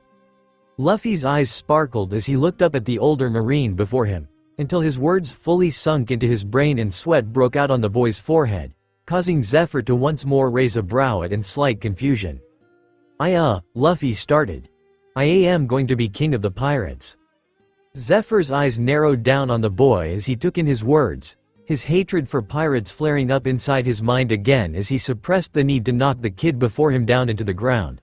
I am not training you then. Luffy's face fell as he stared after Zephyr, who just walked away from him. What? Why? I will never train a pirate. What's so bad about being a pirate? Everything. Train me. No, present time. Zephyr watched from a window how Luffy ran across the training field, shouting loudly about something he couldn't clearly hear. The older Marine was clearly impressed by the boy's determination, but that wasn't going to change the fact that he would not train the boy. Kuzan wasn't all too far from his old mentor, also watching the straw hat wearing boy causing chaos in his base. He glanced at Zephyr before letting out a small sigh. He won't stop till you train him. He inherited Garp's stubbornness. Zephyr said nothing as his eyes kept following the boy's movements. He definitely saw the potential in the boy, but he couldn't bring himself to train a possible future pirate. Purple Hair G-san, train me, please, yet. Ace yawed as he blinked a few times and rubbed his eyes tiredly before tried to get it more comfortable in his bed. Suddenly he was pushed out of his bed and landed hard on the ground. A small growl escaped him as he glared up, his eyes searching for the one that pushed him out of his comfortable Now that Ace got a closer look, he noticed that his bed wasn't a bed but boxes that had a few sheets thrown over it. Did I fall asleep on deck again? Slowly Ace stood up, finally noticing the chuckles of his crewmates around him. He glared shortly at them before he then turned to look at Thatch's grinning face. Well, that only wouldn't be creepy if it wasn't for a smiling Marco and grinning Sabo right next to him. Ace's gut feeling told him that something was seriously wrong, but he couldn't pinpoint what.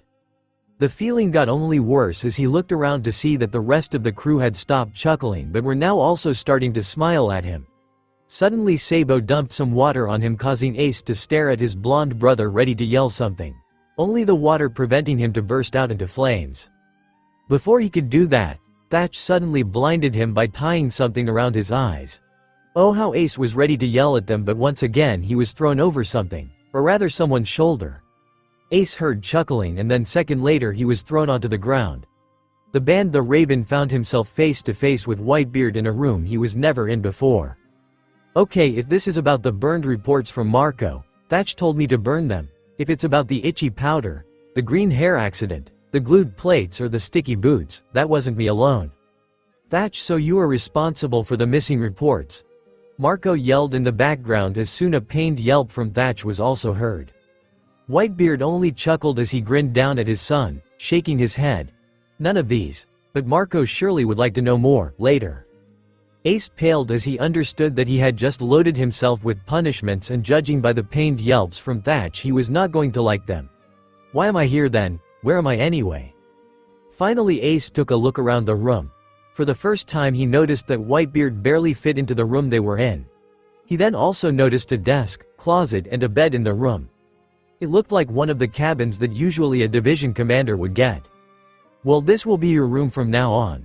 Whitebeard chuckled at the confused look Ace gave him. "You're from now on commander of the 2nd Division." "2nd Division commander? I think I like that." Ace's eyes went wide as he heard cheers from outside his new room, but then he smirked. "Oi, Oyaji, can I make Sabo my second in command or so?"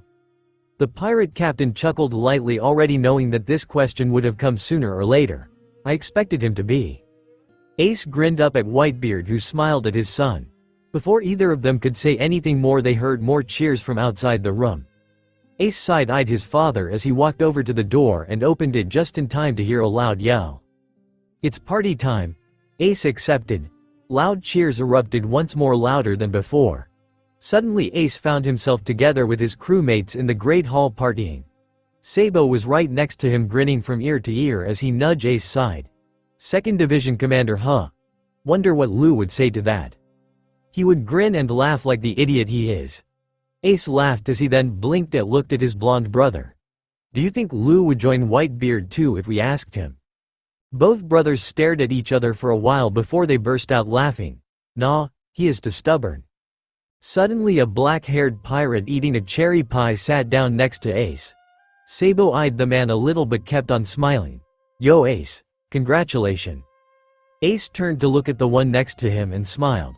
"Teacher, not angry? You're longer here than me." "Nope, it's fine." Teach laughed as he munched on another cherry pie. Suddenly some flour bouquet was dropped in front of Ace and he looked up to see Thatch leaning his arm on Ace's head, grinning down at the teen. "Congratulations." Sabo and Ace glanced at each other and then looked, worriedly, up at Thatch. "We didn't know you swing that way." The pirates around them laughed loudly as Sabo and Ace both got knocked on the head by Thatch.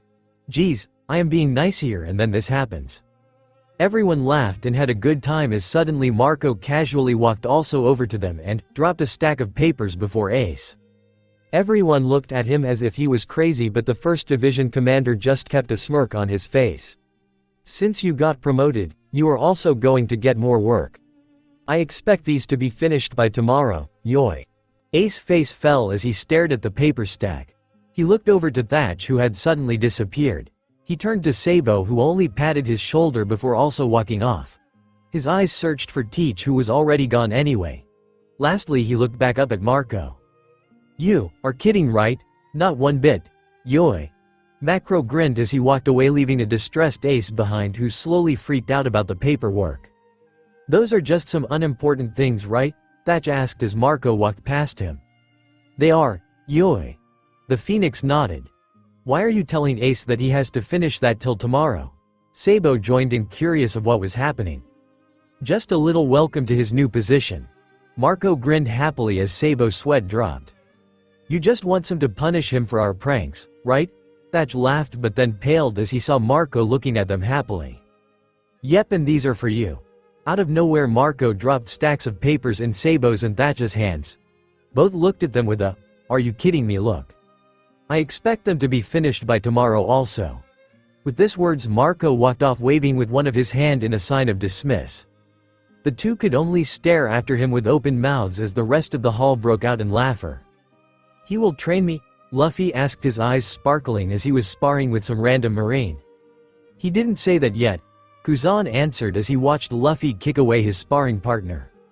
"Why won't purple-haired G-San just train me?" Luffy muttered as he rotated his arm, waiting for his sparring partner to stand up again. But soon Luffy grinned to himself as he turned around his whole body and went to attack Kuzan. Gomu Gomu no Pistol. Kuzan sidestepped the attack, grabbed Luffy's arm and threw him over his shoulder. Turning around in mid-air, Luffy swung around, tried to slam down both his feet into Kuzan. Gomu Gomu no Axed. Before Luffy could land the hit, Kuzan broke into ice pieces, appearing a few meters behind Luffy again. MMMMH, a good comeback, boy. Gomu Gomu no Whip. The raven-haired boy yelled as he swung around his leg, but once again Kuzan blocked the attack by grabbing the leg. "You still lack strength. You still need to learn a lot more before you can beat me." Kuzan smiled at Luffy shortly before he started to swing the boy around over his head and then releasing him. With a loud crash, Luffy smashed into the next wall, but he didn't stay down long as he soon stood up again and run at the Marine Admiral once more. Gumo Gumo no. Luffy let his arm rotate once more. Pistol. I need to go back to work now. This time the Admiral didn't move to dodge the attack, instead he grabbed Luffy's arm and slammed it into the ground, causing Luffy to be pulled into the direction of the Admiral.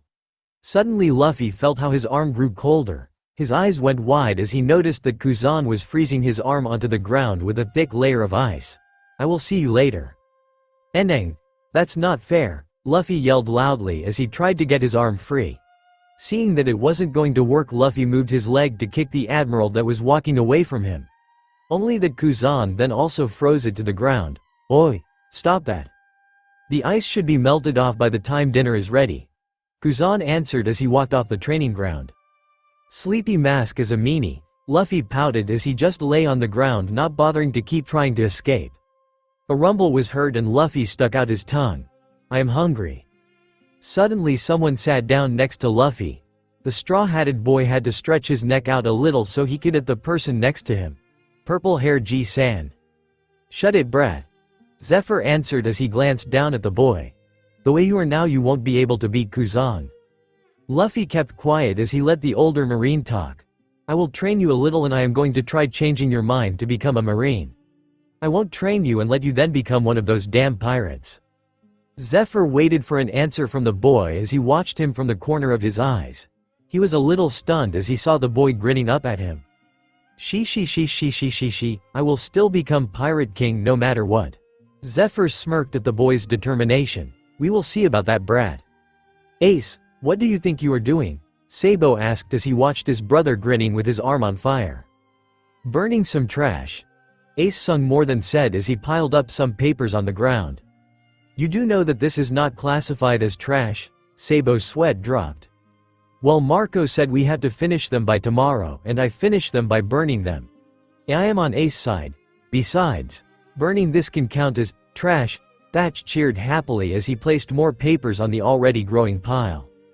Sabo sighed as he watched the two piled up more papers in the middle of Ace's room.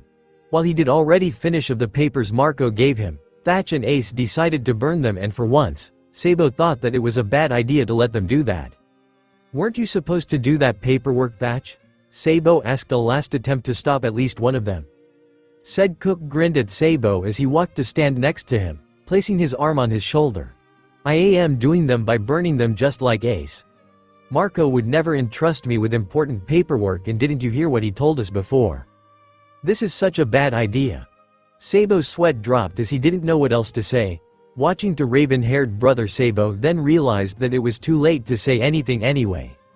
Ace was already holding out his right arm onto the pile of paper, clearly enjoying that he was able to burn something. You are enjoying that more than you should. Sabo only muttered as Thatch chuckled and Ace grinned happily at the papers turning to ash. Finally, after Ace burned down some more trash and the three had cleaned of the room from the remaining ash, they went back on deck. They were sitting on deck chatting quietly about their next prank as Marco suddenly slammed open the door to the deck open. Thatch, said Cook, paled as he heard his name and hid behind the two brothers. Second later, Marco was standing before the three, staring down at them, anger visible in his eyes. Where the hell did all the paperwork go? Where are the reports? Sabo glanced at Ace as he, muttering a low, told you it's a bad idea. The three exchanged glances shortly before Ace jumped up, dragging Sabo with him while shouting, run, followed by Thatch as Marco ran after them, his arms already covered in blue flames. Why are you dragging me along?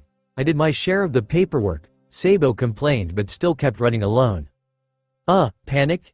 Ace answered as he looked back at his brother. At the same time, Haruto ran happily over to Izo and Vista.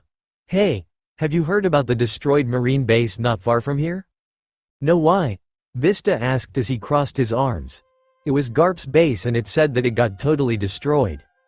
Ace and Sabo, who run right at that moment past these three, stopped in their tracks, causing Thatch to run into them while Marco managed to stop in time. Ouch, why would you two stop running? Thatch asked as he slowly stood up again, paling as he felt Marco's presence behind him.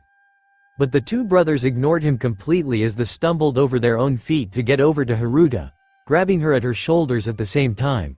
Sabo on her left side while Ace was on her right side. "Whose base did you say?" Surprised Haruta stared at the two brothers.